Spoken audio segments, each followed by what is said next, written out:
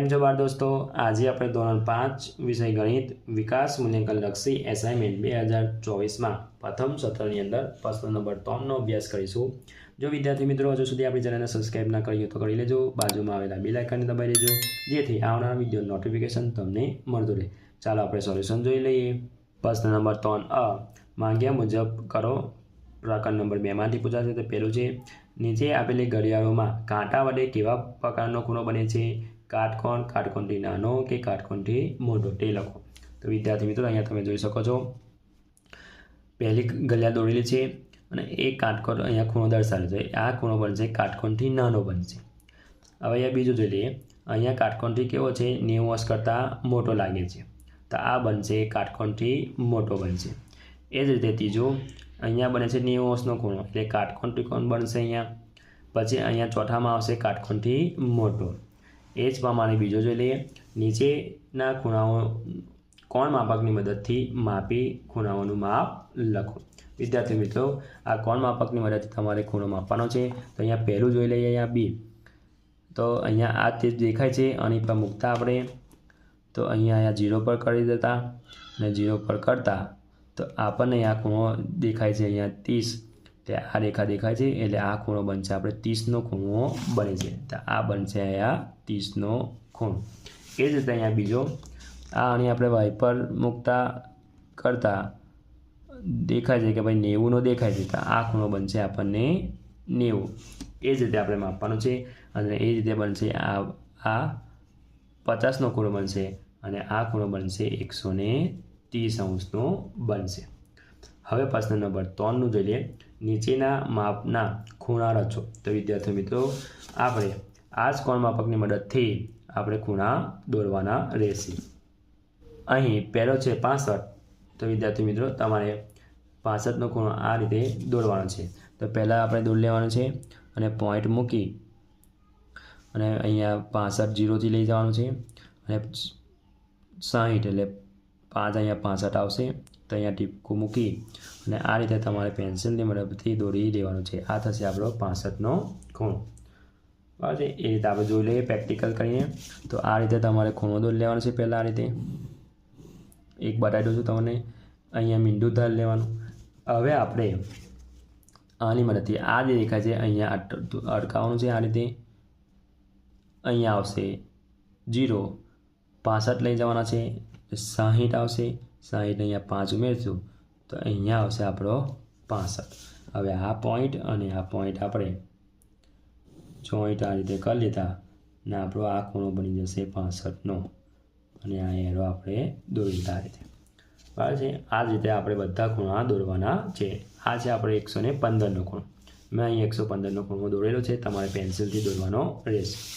હવે આવશે 90નો ખૂણો। તો આ રીતે તમારે 90નો ખૂણો દોરવાનો રહેશે। આ કોણ માપકની મદદથી દોરવાનો રહેશે। એ છે આ 45નો ખૂણો, બરાબર। ચાલો હવે પ્રશ્ન નંબર 4 જોઈ લઈએ। નીચે આપેલા ખૂણાના માપનો કેટલા અંશ ઉમેરતા કાટકોણ બને છે તે લખો।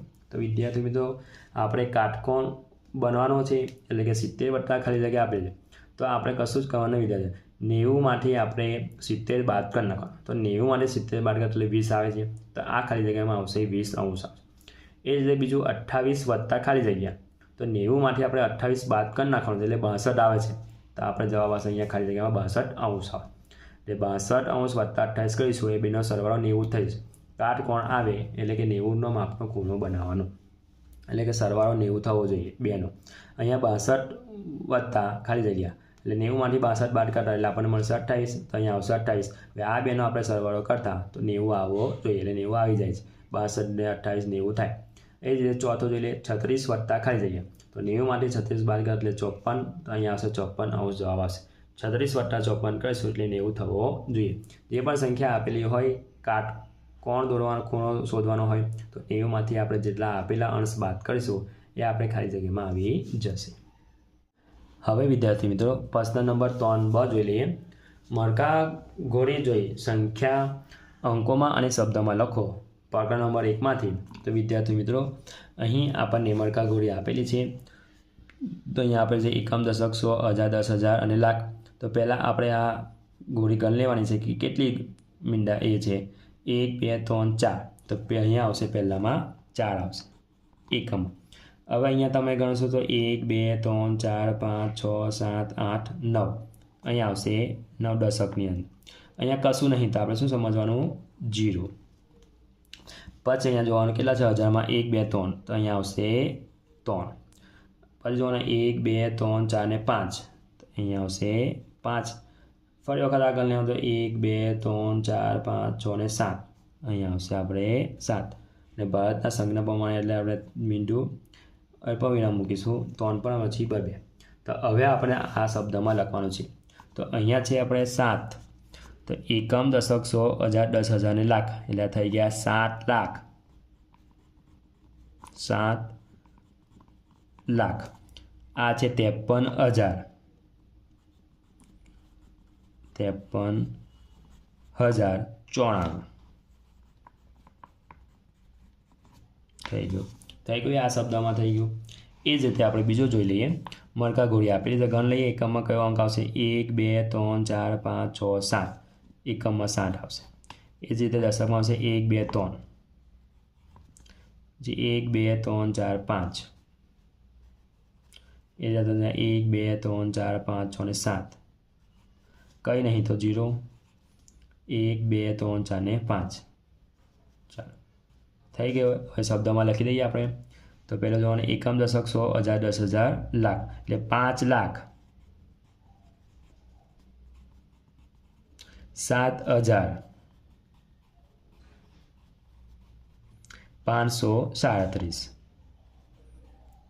537 આ થઈ ગયું શબ્દમાં. એ જ રીતે ત્રીજો જોઈ લઈએ. ત્રીજામાં આપેલી છે મણકા કરું તો પહેલાં છે 1 2 3 4 ને 5 આવશે એકમના અંકમાં. પછી જોઈ લે 1 2 3 4 5 6 7 8 ને 9 દશકમાં આવશે 9 1 2 3 4 5 6 7 ને 8. પછી આવશે હજારમાં 1 2 3 4 5 ને 6 કંઈ નહીં તો 0. પછી આવશે 1 2 3 4 4 થઈ ગયો. હવે થશે 4,06,895 895 બરાબર. એ જ રીતે આપણે ચોથો જોઈ લઈએ. તો અહીંયા એકમના અંકમાં આવશે ગણ લઈએ આપણે 1 2 3 4 5 6 7 ને 8 8. દશક અંકમાં આવશે 1 2 3 4 ને 5 1 2 3 આવશે કંઈ નહીં તો 0 10,000માં આવશે 1 2 3 4 ને 5 અને લાખમાં છે 1 2 3 4 5 6 ને 7 આ થઈ ગયો. અલ્પવિરામ એટલે 1 2 3 પર અલ્પવિરામ પછી 2 2 2 પર જવાનું. હવે બનશે 7 અહીંયા આવશે અહીંયા 1 પર એટલે અહીંયા આવશે એટલે 7 લાખ 50,358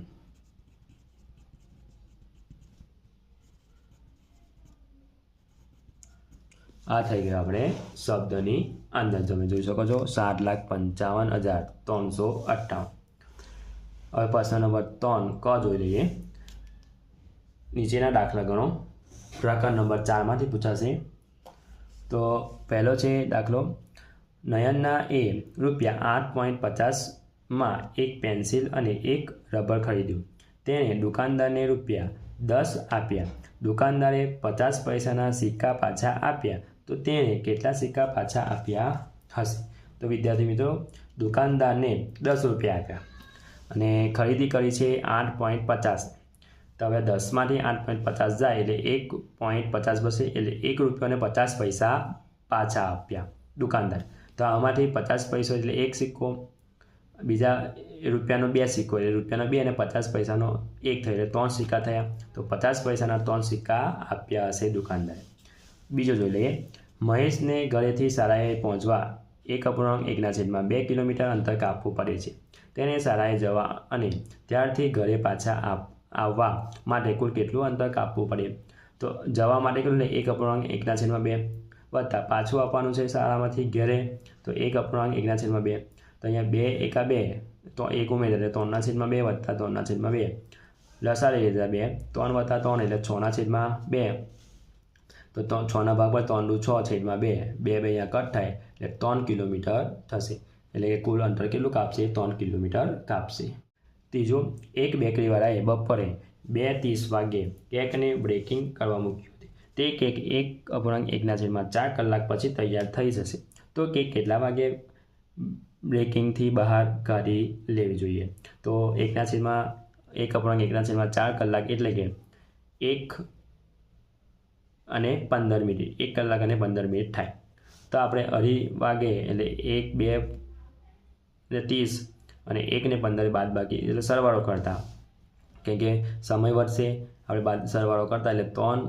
વાગ્યા અને 45 મિનિટ થશે એટલે કે 3 ને 45 વાગ્યે બ્રેકિંગમાંથી બહાર કાઢી લેવી જોઈએ ચોથો આવશે જયસિંહે દિવસના 1/6 ભાગ પિયાનો વગાડવામાં પસાર કર્યો તો તેને દિવસમાં કેટલા કલાક પિયાનો વગાડ્યો હશે તો એક દિવસનો છે 24 કલાક તો 1/6 ભાગમાં તો 1/6 × 24 કરતા 6 × 4 તો 24ના ભાગ પડશે 6 અહીંયા કટ થશે એટલે કે 4 કલાક જવાબ આવશે તો જયસિંહે દિવસમાં 4 કલાક પિયાનો વગાડ્યો હશે જો વિદ્યાર્થી મિત્રો આ મારો વિડીયો ગમ્યો તો લાઈક કરજો તમારા ફ્રેન્ડ સાથે અચૂક શેર કરજો હજુ સુધી આપણી ચેનલને સબસ્ક્રાઈબ ના કરી હોય તો કરી લેજો બાજુમાં આવેલા બેલ આઇકનને દબાવી દેજો જેથી આવનારા વિડીયોનું નોટિફિકેશન તમને મળતું રહે થેન્ક યુ